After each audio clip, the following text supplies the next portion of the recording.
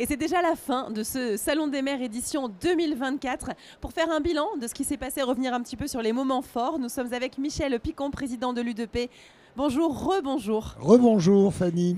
Alors, j'imagine qu'il y a eu beaucoup de moments forts durant ce Salon des maires édition 2024. Un petit bilan avec vous.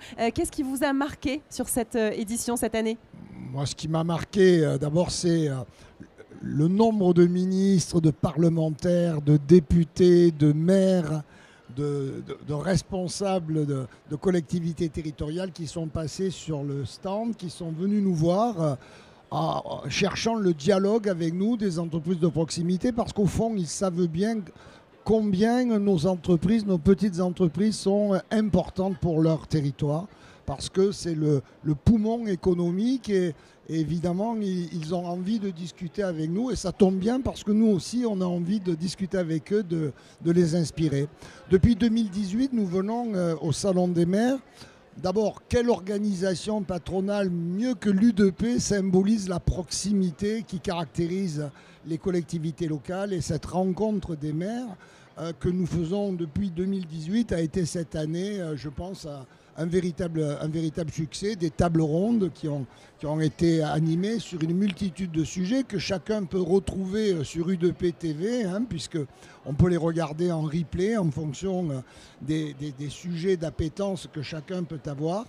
On a traité de tous les sujets qui concernent nos professions, avec parfois des prises de position que l'on attendait par des responsables politiques, qu'il s'agisse du ministre M. Kasparian, qui nous a parlé de la simplification, de son engagement à porter la loi sur la simplification, les sujets sanitaires, enfin tous les sujets qui concernent nos petites entreprises, les appels d'offres des collectivités locales, la facilité avec laquelle on doit pouvoir s'insérer dans ces compétitions qui sont parfois difficiles pour les petites entreprises.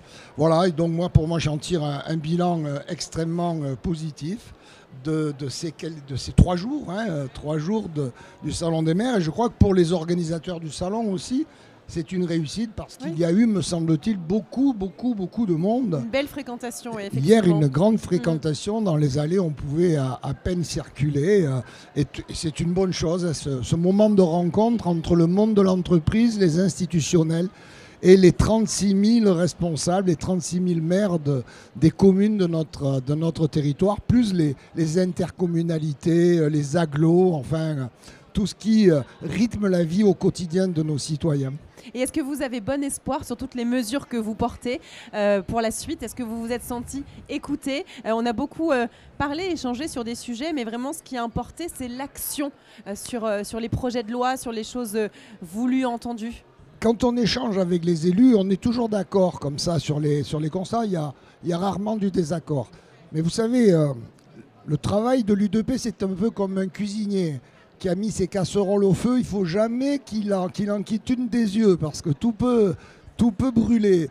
Et donc, bien évidemment, la confiance n'excluant pas le contrôle, on va être très vigilant sur les engagements qui sont pris comme ça pendant le salon en disant « oui, on va le faire, oui, on va travailler ensemble ». On va rappeler tout cela. Mais on a, avec les élus locaux particulièrement, des gens qui connaissent nos problématiques, qui connaissent nos difficultés. Voyez-vous, l'actualité récemment a fait état de grandes sociétés. Je pense à Auchan, la grande distribution. Je suis malheureux pour tous les gens qui perdent leur emploi. Ces 2000 salariés qui vont être licenciés, reclassés peut-être.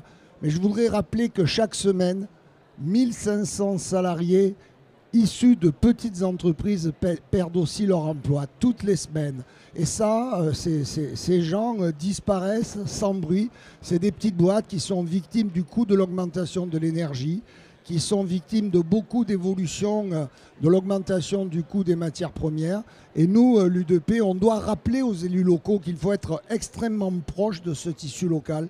Quand on fait des travaux dans une rue et qu'on prive pendant quelques temps les commerces qui sont installés dans ces zones, eh bien, il faut les aider à passer ce cap. On ne peut pas se dire ils vont se débrouiller, non, parce que certains ne pourront pas se débrouiller. Et puis ensuite, s'ils disparaissent, ben c'est la vie de la cité, c'est l'animation des centres-villes et des centres-bourgs. Ce salon sert aussi à ça.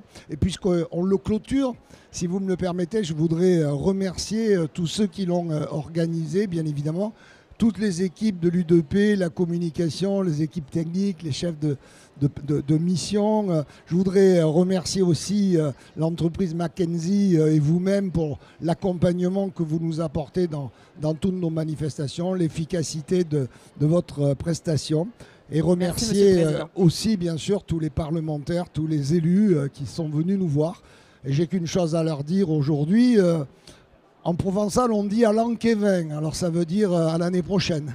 À l'année prochaine, Michel Picon, merci beaucoup. Merci à vous. Merci. Et merci à vous de nous avoir suivis. On vous dit donc à l'année prochaine en espérant que vous avez été ravis comme j'ai été ravie de présenter ce salon, d'avoir pu échanger et que vous pouvez revoir, on le rappelle, toutes ces tables rondes sur U2P TV, sur la chaîne YouTube de l'U2P. À bientôt.